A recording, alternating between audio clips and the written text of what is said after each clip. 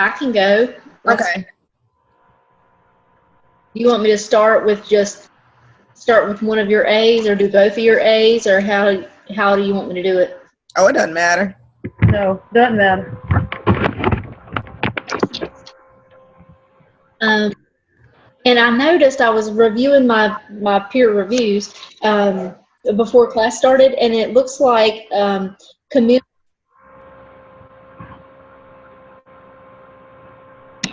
My sound went out completely. I'm sorry. Yeah, I didn't hear what you said, Heather. I'm sorry. Can you hear? A little bit. Yeah, it kind of goes in and out. Computer is kind of crazy.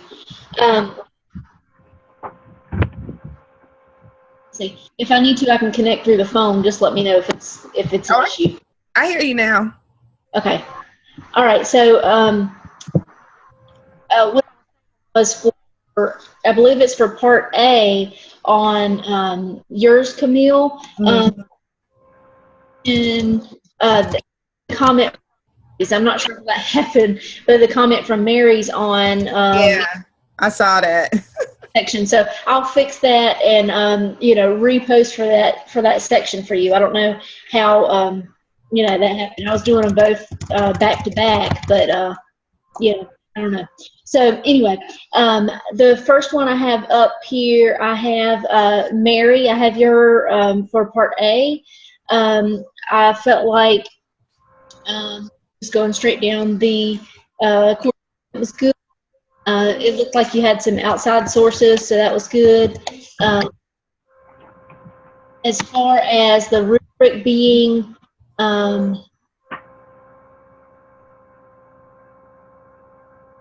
it looked like you had touched on all of the areas. You may want to go back and add a little bit more detail into each of the areas to more fully you did. Okay. I felt like thinking was there. It looked like the paragraphs, and I know every time, Mary, we're talking about formatting, the paragraphs weren't indented, which is super simple, and then the headings weren't and then that my computer were doing the feedback. I'm sorry, I can barely hear you, but I did hear you say about the format, the headings again. And then also, I made note on the peer review, but there was one section, it was the bottom of page 2, and then repeated on page 3, you have the same line about the teachers being highly qualified. So I put a blurb at the exact line that was repeated, just so you can go in and. Oh, okay, yeah, I see that. Mm-hmm. And then let's see, all your descriptors were met. About the citings, just go back and make sure that you've cited it. Overall, I think you did really well on this. Just a little bit of polishing, some tightening up, and I think you'll be good to go. Okay. All right. Camille, can you hear? Uh-huh. I can't hear Heather. I don't know why. Can you hear me, Heather? Yeah, she was fading in and out, but okay, that's fine. I think she said she had some feedback or something. Yeah, it's like it goes in and out for me. I'll try to move my computer. Maybe it's not at my desktop. I don't know. Yeah, I can hear you a little bit better now. Okay. I don't know. It could just be my location in the kitchen. Yeah. So, all right, I've moved you up onto my son's high chair. So let me adjust. I don't know if it has something to do with the glass countertop or what, but. Are you coming in loud and clear now? High chair, I'm telling you.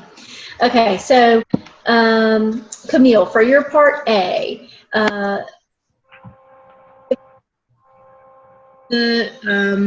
with the rubric, you had unpacked the rubric. I did notice that your subheadings weren't centered. I think that only because I'm a psychology major and APA format was really hammered into me in undergrad and grad school. The subheading should be centered. I had them centered, and then for some reason, I went back and I changed them all back. So, okay, I got you. I shouldn't have second guessed myself. That's all right. It's okay. You did use proper headings. The description.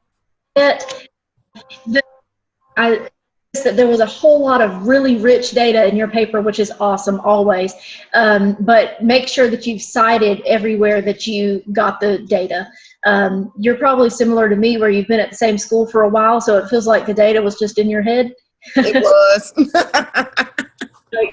At one point or at some time you did get it from somewhere. So do try to cite it, because I'm sure that's something that'll come up whenever you get to task stream. That's something that caught me in earlier classes evidences. And I'm like, but I just know it. But they do expect you to cite where you got it.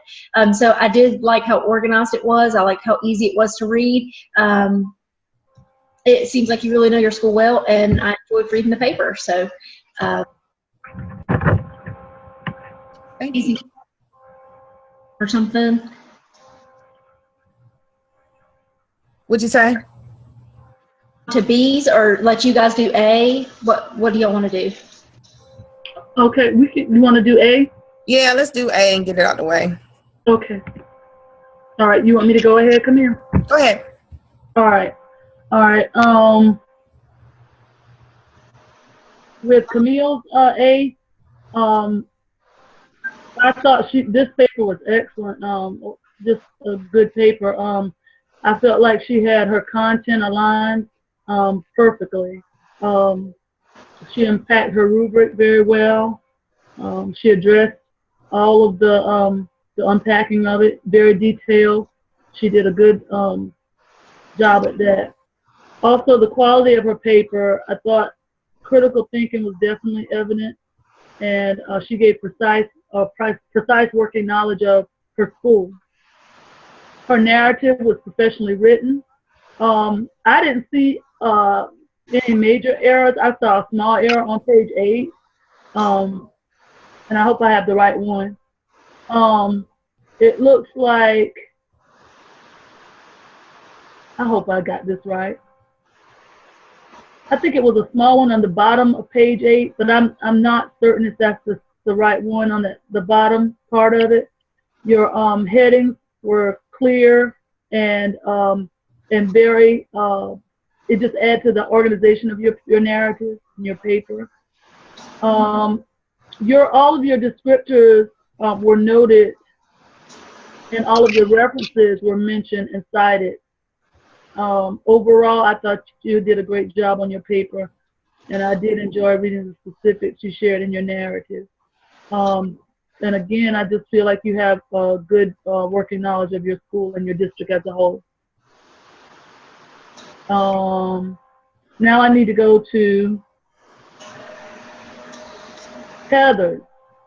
A.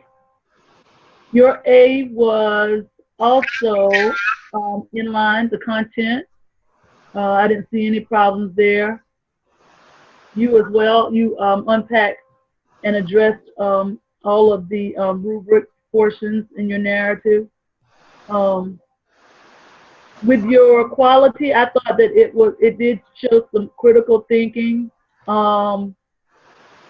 which I think that goes hand in hand with problem solving as well. So I saw both.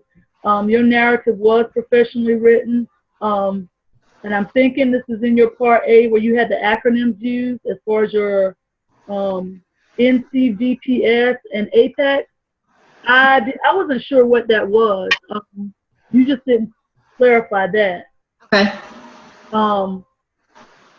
Your headings for, I think it was for part A, you didn't have your headings in part A bolded. You usually have yours bolded. Okay. But I'm sure you can take care of that.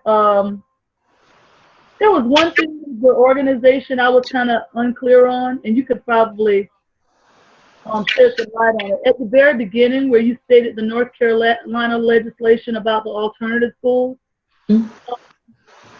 I just didn't see why that was separated from all of the other part where you had like where you addressed some standards, or was that just intentional? Because I don't necessarily see it as an error, but I probably would have put them, you know, either in the same kind. I think you had one of them under organization, and the other one was at the very beginning. Yeah. But again, that doesn't mean that it's an error. It's just I thought that that would have maybe kind of flowed smoother together. Okay. I didn't see any descriptors. I might be wrong, but I didn't see any descriptors. And maybe it was because it was a personal interview more so, and or you just didn't put them in. But your references were cited, and it was listed in your biography. And overall, you did very good. The small fixes I feel are easy. The small errors are easy fix for you. All right. Thanks. Okay, my turn. All what Mary said. With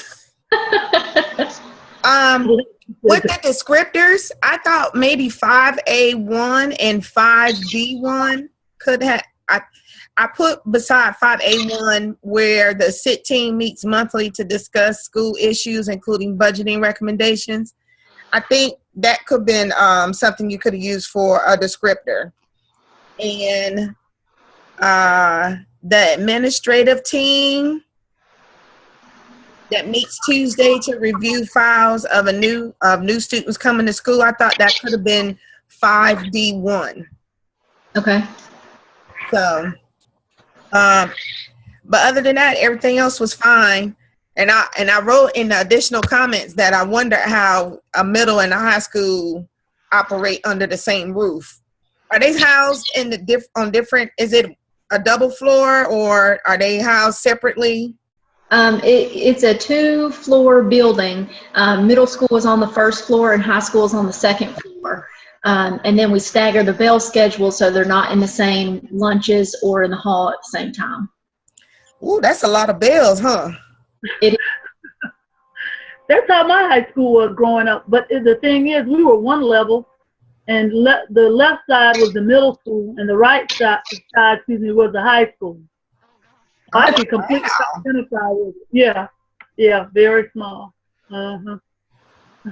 Okay, and Mary's. Let's see. I had wrote the same thing Heather wrote about the information being on repeated in 2 paragraphs. Okay. And the indenting, and you didn't have any descriptors inside the artifact. Okay. So that's all that I got in addition to what Heather said. Okay. I like the way she says that. Are we moving on to the next one? Yeah, I can go ahead and do B. Okay. Let's see. All right, for Mary, let's see. You cited some external sources. I like that your formative assessment, the multiple tools that you use in your paper, the different ways to implement the professional development. Thank you. The artifact was aligned with the requirements in the rubric. The first sentence under short and long-term goals, it says as far my short, so you probably just missing a word. It's that first sentence. Okay. Now, as far as the table, I didn't understand the highlighted numbers in the table. Okay. Well, I'm gonna be honest with you. With that table, I took portion of it from one of my other ones, and what I should have done was probably taken the highlighted part out of it. But those, the ones that were in pink, I think that was the one that was showing, I guess, the negative aspect of, or the need for room for improvement. Okay. And again, you didn't use any descriptors in your artifact. And I had commented that in your research-based strategy section, I agreed that when presented with a professional development, the teachers need time to learn a new strategy and implement it in the classroom.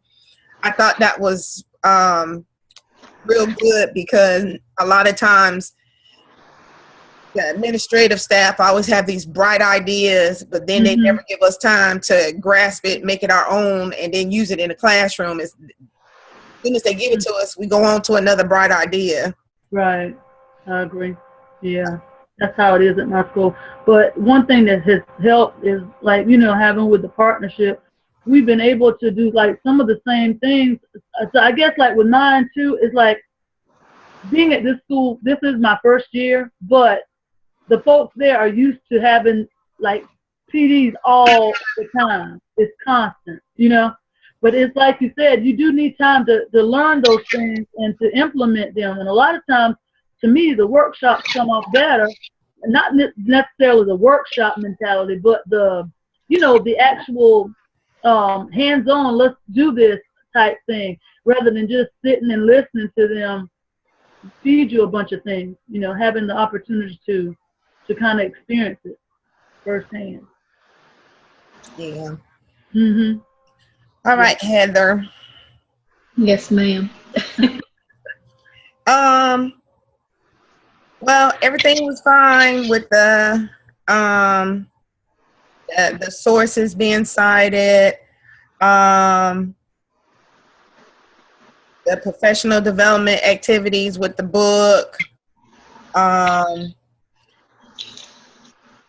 narrative was clearly described. I think, I can't remember where it was, but I think it's in the beginning. You wrote the NCTWC. It needs to be written out. But later on in the paper, you wrote it out. So, I mean, I know what it is. Oh, and you also mentioned OMA in the title page. It needs to be written out as well. And under your short and long-term goals, you have in the title of your school, you got the 2 in there, the number 2. Okay. Because I looked, I was like, oh, she done made it fancy with the school name. And then you wrote tips. I didn't know what tips were. Okay. Yeah, that's the name of the form for PBIS. Really? Because we use PBIS, and cause that's why it stuck out. Because I was like, tips for PBIS. I was like, what's tips? Tips is the name of the form, where it's the form for meeting notes. It looks like an action plan. I wonder if that's the same. I don't know if y'all are using those in your use that for referral? No, it's for actually the PBIS team meetings, whenever they meet, and where we keep like talked about the agenda on there, but then also like what goals are for that current meeting, and then we set the goals for the next meeting, and we talk about at the end, there's a section for how effective the meeting was. Do you mind if you send me a copy of that? Because you won't believe that I am the PBIS chair. Oh, I served as chair for 3. This will be next year. So can I get a copy of that? Absolutely, yeah. I'll send it this. Thanks. Let's see. There were no descriptors again in your paper, and your references were cited. And then I wrote that I enjoyed reading the article, learning more about the school's plan. We did something similar last year, but there was no follow-up that went with it, so it didn't hold the staff accountable. With the book, we had a book, but it didn't do well. No. I mean, he assigned assignments, but the way it was discussed and brought up in a faculty meeting, a lot of us thought that we didn't needed to do it, because he was like, you know, you'll get a certain number of CUs for completing it. And I was like, okay, well, I don't need that. So I never paid any attention to him. He brought it up, or he sent an email out talking about your assignments due. I just deleted the email because I know he wasn't talking about me. But, I did notice you said something in, well, it might be this. It might be, I'll wait. I'll wait. Okay. All right. So is it my turn? Sure. Okay. Heather, with your 4B, I thought you did well on of course the content, and I thought you did a good job on your the unpacking of the rubric as well. But with the part where you had your feedback, I thought that you would have had like just a little bit more, like maybe add a little bit more. And it was just the bottom portion of it where you had, I think, it was maybe let me look at it if I can find your paper. I'm always looking at the papers and trying to, I think it was where you had the feedback and the evaluative forms. It was like the last sentence. You talked about it, but it was like maybe 2 sentences. 3 at the most, I'm thinking. And Okay. maybe that's just because, you know, we all kind of like, with some of it, it's like what we propose to do. Right. You know what I'm saying? So maybe that was the reason behind that. As I move along, I see that with the content, I thought you did a great job with the critical thinking. Overall, good job. I think with the mechanics, it was the same. But I found an error on page 7 of that last paragraph where you have believe. I think you wanted the noun form to believe. If you look at that statement. And as she was saying, referring to what Camille stated, like with the misspelling, you had that 2 in there. Other than that, I didn't see anything major. It was well organized. And in this one, your headings were bold, as they are usually. I didn't see any descriptors, but the references were cited and listed, and I thought your paper was great. The chart was also very easy to follow, and it didn't interfere with the meaning. I thought that your paper was good to go. All right, I appreciate it. And as for the descriptors, I know that's something that comes up every time.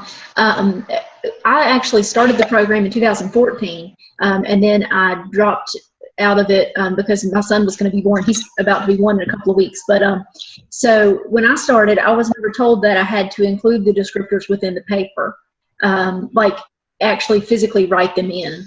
And all of the assignments and task stream that have been approved by the professors, none of those have had the actual descriptors written in. So I don't know, I need to get clarification from some professor or supervisor or something.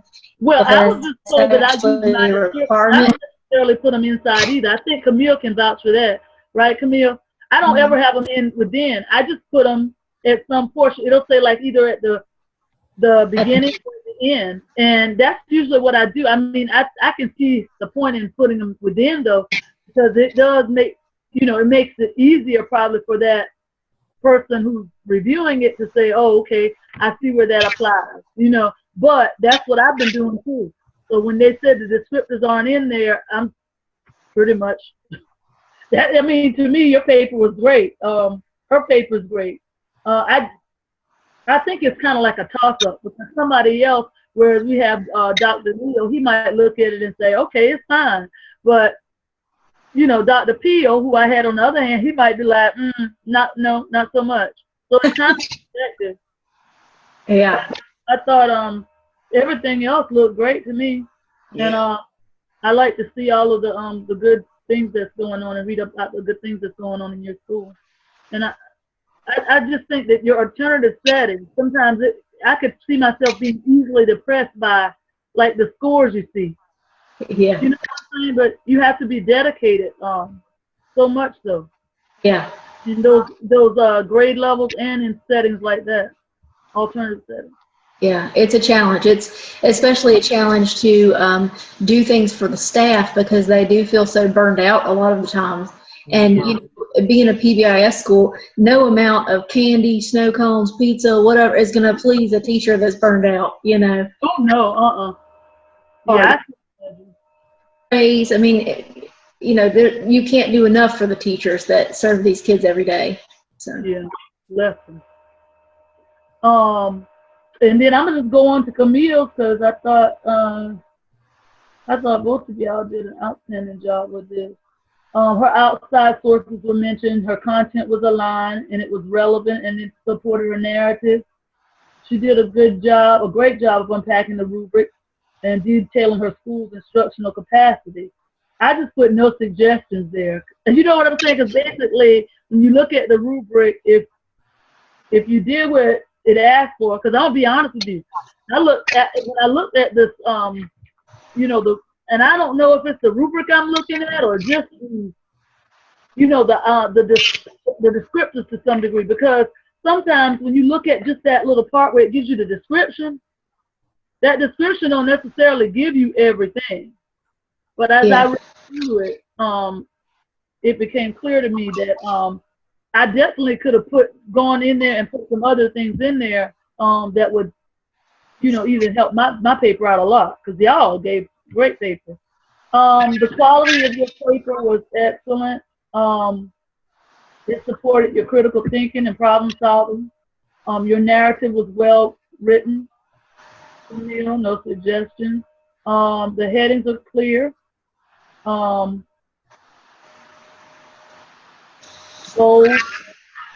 I can follow it. I think here it looks like you used 2 of your 3 descriptors. Is that right, Camille? Yeah, it's no telling. Okay. I think the 5A2 and 4C issues. Yeah, I don't think I put the 4C2 in there. Right. Well, I didn't identify it. But you know what? I think if you acknowledge what you use, that's to me excellent. If you don't use them all, you just don't use them all. Because I don't think everybody's gonna be, you know what I'm saying? You know, doing everything exactly with each one. You just try to cover the majority. And it looks like all of your references were cited, and you did a great job on in my comment section. I put it was an awesome idea to assign strategies by department. I think both of y'all used the same strategies, right? Yeah. Yeah, it actually was the book. Okay, good. It's and it was good to see that you all have teamwork there involved. And I enjoy reading this component. So good job. Thank you. And that covers me. All right. Okay, so now for my B's. Okay. All right, Mary, yours is the one I have up first. So let's see. It looked like your information was, you know, in line with the syllabus. You want to make sure that you've cited all of your sources. Let's see. You used critical thinking skills well. The subheadings weren't centered, and you did not indent your paragraphs. There were a few areas where there were spelling errors. They were real simple little petty things, but I did go ahead and put them on the peer review section because I know whenever I'm editing a paper that's more, you know, I tend to skip over errors. So I did put those on there. The take it wasn't really clear like what the sets of numbers meant. I guess because the numbers were copied probably off of the teacher working condition survey or the equivalent for South Carolina. Mm-hmm. You went out.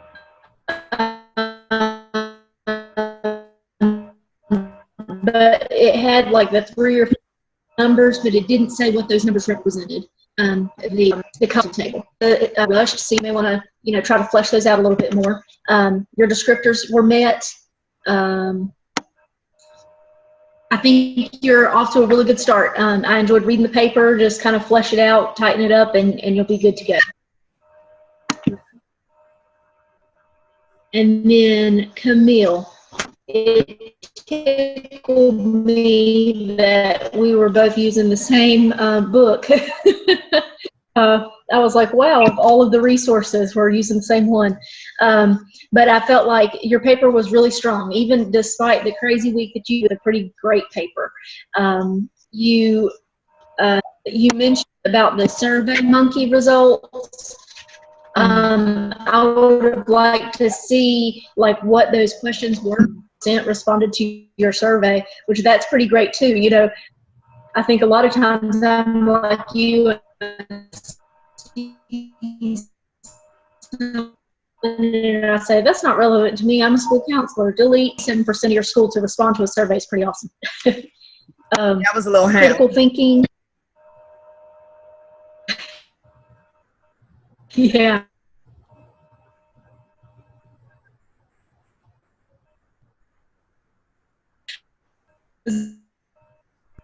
It looked like it past tense. So I'm guessing you've already done, and you made a reference that you've done this study last year using the Marzano study. So that's pretty exciting. I'd love to hear more about that, seeing as how mine was proposed for next school year. Now, that's what I was going to say before. I noticed that when I read the review, I said it as if it was this year, but it's going to be for next year. So I just got to change the tense. Okay, yes, because all of it was like kind of proposed, but then after the timeline, it flipped and it turned to a past tense like it had already been done this year. So I enjoyed seeing your timeline. I like that we kind of did it differently, where I did it in 9 weeks and you spread it out over the school year. But we had a lot of the same ideas going into it, so I thought that was pretty great.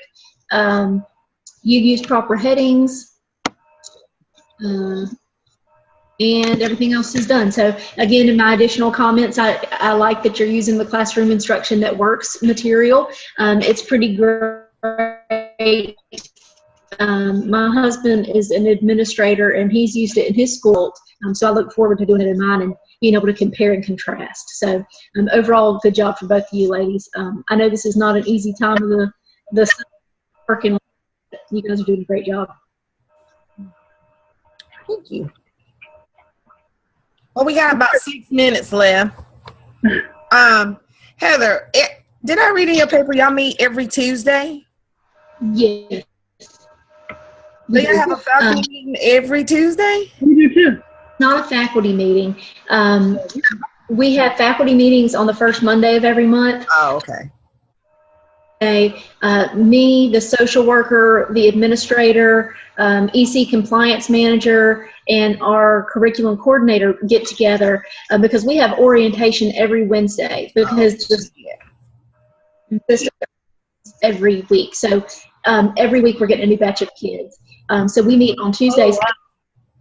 We go through the Q folders and note any behavior plans or if safety plans are needed, any kind of connection to mental health services, or to fully look at the student holistically and make sure that we're setting them up for success and not failure.